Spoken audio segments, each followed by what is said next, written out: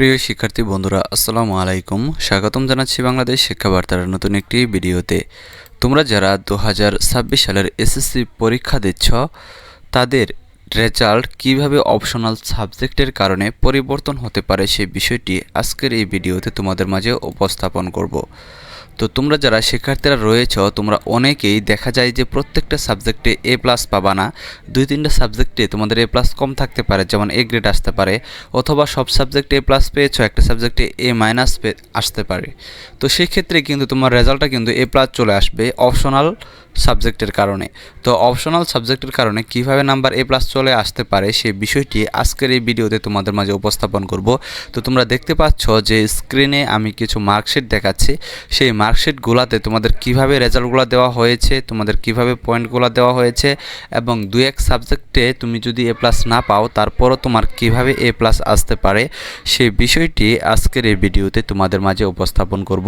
কাজে তোমরা যারা শিক্ষার্থীরা চিন্তিত রয়েছে যে তোমরা 2-1 সাবজেক্টে পরীক্ষা খারাপ দিয়েছো, তোমাদের এ প্লাস আসবে কিনা এটা নিয়ে অনেকে টেনশনে রয়েছ, তো তোমাদের টেনশন করার কোনো কারণ নেই। কারণ 2-1 সাবজেক্টে যদি তোমাদের এ প্লাস নাও আসে, তারপরে কিন্তু তোমাদের মূল রেজাল্ট জিপিএ 5 চলে আসবে। তো কিভাবে আসবে সেটি বোঝানোর আগে তোমরা যারা শিক্ষার্থীরা আমাদের চ্যানেলটি সাবস্ক্রাইব করো নাই, অবশ্যই আমাদের চ্যানেলটি সাবস্ক্রাইব করে রাখো এবং পাশে থাকা বেল আইকনটি বাজিয়ে দিয়ে রাখো, যাতে নতুন ভিডিও আপলোড করার সাথে সাথেই সেটি তোমাদের নোটিফিকেশনে চলে যায় এবং তোমরা সাথে সাথেই দেখে নিতে পারো। তো তোমরা যারা এসএসসি পরীক্ষার্থীরা, সামনে তোমাদের রেজাল্ট রয়েছে, কলেজ অ্যাডমিশন রয়েছে, সব তথ্যগুলো কিন্তু তোমরা আমাদের থেকেই পেয়ে যাবা। সো আসো আমরা মূল বিষয়ে চলে আসি। তো দেখো, প্রথমে তোমাদের যে মার্কশিট দেখাবো সেটা হচ্ছে, দেখতে পাচ্ছ যে সেকেন্ডারি স্কুল সার্টিফিকেট এক্সামিনেশন, এটা হচ্ছে 2010 সালের একটি মার্কশিট, এটা কুমিল্লা বোর্ডের। তো এখানে দেখো তার নাম্বারটা কিভাবে দেওয়া হয়েছে। তো তোমাদের আরেকটি কথা প্রথমে বলে নিয়েছিলাম, সেটা হচ্ছে যে তোমাদের বাংলা এবং ইংরেজি দুইটা প্রথম পত্র এবং দ্বিতীয় পত্র মিলে রেজাল্ট আসে, এটা পাস করার ক্ষেত্রেও এবং ফেল করার ক্ষেত্রেও। তো তোমাদের এমসিকিউ, ধরো বাংলা প্রথম পত্র দ্বিতীয় পত্র দুইটার যে এমসিকিউ রয়েছে, সেই এমসিকিউ দুইটা মিলে কিন্তু পাস আসে। কেউ যদি কম পাও একটা সাবজেক্টে, তাহলে কিন্তু 2টা সাবজেক্ট মিলে কিন্তু পাস চলে আসবে। যেমন ধরো একটাতে পেলা 5 নাম্বার আর একটাতে পেলা তোমরা ধরো 15 নাম্বার, তাহলে দুইটা মিলে 20। তো তোমাদের 10-10 করে যদি 20-এ পাস হয়, মানে 30টা এমসিকিউ যদি থাকে, সেক্ষেত্রে কিন্তু তোমাদের গড়ে কিন্তু পাস চলে আসবে। এটা নিয়ে কিন্তু টেনশন করার কোনো কারণ নেই। তো তোমরা যারা শিক্ষার্থীরা রয়েছে, এই বিষয়টি কিন্তু তোমরা অবশ্যই টেনশন করবে না, কারণ এখানে দেখতে পাচ্ছ যে বাংলা সাবজেক্টে বি পেয়েছে এবং ইংরেজি সাবজেক্টে এ মাইনাস পেয়েছে বা 3.5 পেয়েছে। এখানে কিন্তু এটা উল্লেখ নেই যে এখানে এই শিক্ষার্থী ইংরেজি প্রথম পত্রে এত পেয়েছে, ইংরেজি দ্বিতীয় পত্রে এত পেয়েছে, বাংলা প্রথম পত্রে এত পেয়েছে। তো তোমরা এখানে আরও দেখতে পাচ্ছ যে এখানে তোমাদের যে মূল পয়েন্টটা রয়েছে সেটা হচ্ছে 3.81 এবং টোটাল পয়েন্টটা হচ্ছে কত, 4.19, এটা কিন্তু জিপিএ সহ। তারপরে আমরা যদি আরেকটা মার্কশিট লক্ষ্য করি, সেখানে কিন্তু দেখতে পাচ্ছ যে 3.81 এবং তোমাদের অপশনাল সাবজেক্টের পয়েন্ট সহ 4.19।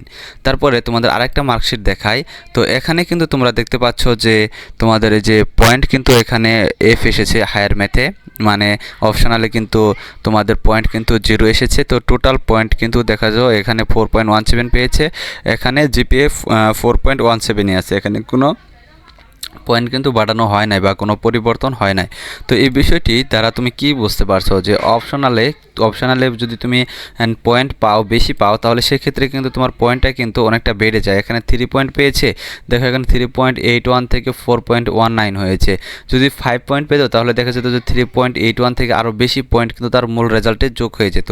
আসলে সিস্টেমটা কি, 5 পয়েন্ট পেলে তোমার 3টা পয়েন্ট কিন্তু তোমার মূল রেজাল্টের সাথে যুক্ত হয়ে যায়। মানে তুমি যদি 3টা সাবজেক্টে যদি তুমি এ প্লাস না পাও, মানে এ গ্রেড পাও, তাহলে কিন্তু তোমাদের কয়টা পয়েন্ট শর্ট থাকে বা কমতে থাকে, সেখানে তোমার পয়েন্ট কমতে থাকে হচ্ছে 3টা পয়েন্ট। যেমন ধরো 4 পয়েন্ট পেলা, একটা পয়েন্ট পেলে তুমি 5 পয়েন্ট পাবা, তাহলে 3টা সাবজেক্টে একটা করে 3টা পয়েন্ট তোমার কমতে থাকবে। তো এই 3টা পয়েন্ট যখন তুমি অপশনাল থেকে পাবা, তখন কিন্তু তোমার যে মূল সাবজেক্টগুলো রয়েছে সকল সাবজেক্টের রেজাল্ট কিন্তু তোমার এ প্লাস হয়ে যাবে। তো এইখানে এই রেজাল্টটা একটু লক্ষ্য করো, তাহলে বুঝতে পারবা। এখানে 4.61 পেয়েছে, কিন্তু দেখো একটাতে বাংলাতে পেয়েছে এ গ্রেড, ইংরেজিতে এ মাইনাস, তারপরে ম্যাথমেটিক্সে পেয়েছে এ গ্রেড, কিন্তু অপশনালে এ প্লাস পাইছে, মানে তার মানে 3 পয়েন্ট যুক্ত হয়েছে। তাহলে দেখো এখানে সেও কিন্তু এ প্লাস পেয়ে যেত, কিন্তু যায়নি কিসের জন্য, জন্য এখানে দেখো ইংলিশে এ মাইনাস পেয়েছে, এখানে যদি ইংলিশে এ গ্রেড পাইতো তাহলে কিন্তু তার 4.94 থাকতো না, তার রেজাল্টটা জিপিএ 5 চলে আসতো। তাহলে আশা করছি তোমরা যারা শিক্ষার্থীরা রয়েছে তোমরা বিষয়টি বুঝতে পারছো যে তোমাদের আসলে কিভাবে অপশনাল তোমাদের এ প্লাস পাইয়ে দিতে পারে। তো এখানে যদি এরকম হতো যে তুমি সবগুলো সাবজেক্টে এ প্লাস পেয়েছো কিন্তু দুইটা সাবজেক্ট, একটা সাবজেক্টে এ মাইনাস পেয়েছো আর একটা সাবজেক্টে এ গ্রেড পেয়েছো, সেক্ষেত্রে কিন্তু এখানে প্লাস চলে আসতো। কিন্তু তিনটা সাবজেক্টে যদি হয় তাহলে তোমাকে যেহেতু 3 পয়েন্ট দেওয়া হবে, এখানে দেখো এ মাইনাস পেয়েছে, এখানে যদি তোমাকে এটা এ প্লাস বানাতে হয় তাহলে কিন্তু 2 পয়েন্ট লাগে। মানে ধরো যে এ মাইনাস মানে এ মাইনাস তারপর হচ্ছে এ গ্রেড তারপরে এ প্লাস, তার মানে 2 পয়েন্ট লাগে। এখানে এ গ্রেড থেকে প্লাস 1 পয়েন্ট লাগে, এখানে এ গ্রেড থেকে প্লাস 1 পয়েন্ট লাগে, তাহলে টোটাল 4 পয়েন্ট লাগতেছে। কিন্তু তোমার এখানে পয়েন্ট হচ্ছে কত, তোমার এখানে অপশনাল সাবজেক্টে পয়েন্ট পেয়েছো তুমি মাত্র 3 পয়েন্ট, আর এখানে তোমার দরকার হচ্ছে 4 পয়েন্ট, কারণ এখানে এটা হাইয়েস্ট পয়েন্ট। এই 3 পয়েন্টের উপরে কিন্তু কেউ অপশনাল পয়েন্ট পাবে না, মানে জিপিএ 5 মানে 3 পয়েন্ট, এটাই হাইয়েস্ট পয়েন্ট। তো এখানে 3 পয়েন্ট পেয়েছো, তোমার প্রয়োজন হচ্ছে 4 পয়েন্ট এ প্লাস পাওয়ার জন্য, সেই জন্য কিন্তু তোমার এ প্লাসটা আসে নাই। আর যাদের এরকম সমস্যা হয়েছে অনেকের, যে তোমরা যারা পরীক্ষা দিয়েছ তাদের ক্ষেত্রে কিন্তু দেখা গেছে যে অনেকের 2-1টা পরীক্ষা খারাপ হয়েছে, কোনোভাবে এ প্লাস মিস হয়ে যেতে পারে, তারা কিন্তু অনেকটা চিন্তিত রয়েছে যে তাহলে বোধহয় আমার মূল রেজাল্ট এ প্লাস চলে আসবে না। কিন্তু এটা চিন্তা করার কোনো কারণ নেই, তোমার রেজাল্ট কিন্তু এ প্লাস চলে আসবে, এটা তুমি নিশ্চিন্ত থাকো। তো তোমরা যারা শিক্ষার্থীরা রয়েছো, তোমরা যারা এখন পর্যন্ত আমাদের চ্যানেলটি সাবস্ক্রাইব করে রাখো নাই, অবশ্যই আমাদের চ্যানেলটি সাবস্ক্রাইব করে রাখো এবং পাশে থাকা বেল আইকনটি বাজিয়ে দিয়ে রাখো, যাতে তোমাদের এসএসসি পরীক্ষার্থীদের নতুন আপডেট জানানোর সাথে সাথেই সেটি তোমরা দেখে নিতে পারো। ধন্যবাদ সকলকে পুরো ভিডিওটি দেখার জন্য।